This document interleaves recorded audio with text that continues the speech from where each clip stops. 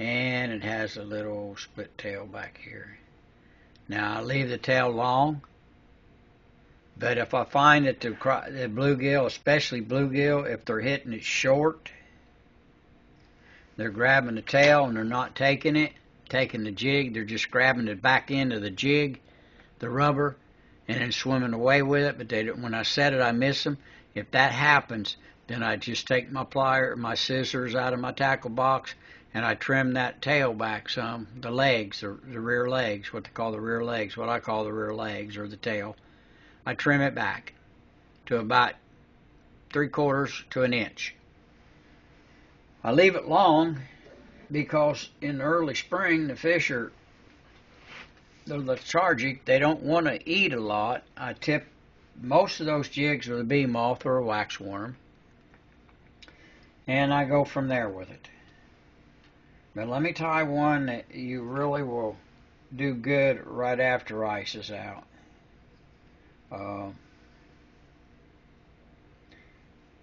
The aquatic bugs that are living in the water are just coming around.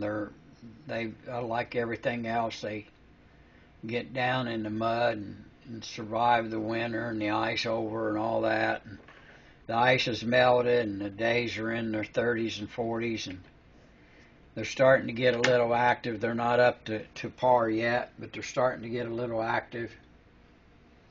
So what do you do next? You want to find something that they're going to hit on, that you don't have to fight the fish. Again, you try a different color and a different everything. But my go-to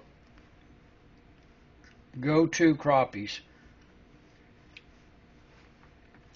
Now, I just showed you one type of crappie, and that lure that I just tied for you, it will catch bluegill, it will catch crappie, it'll catch bass, it'll catch just about anything.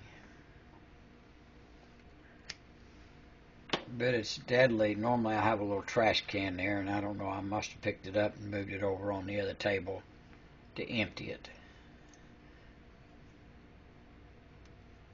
Now that I just put on that jig body is not hair. It is hair. It's actually calf's tail. It's not squirrel tail. It's from a cow. A little calf. Right there is a white. John Moss.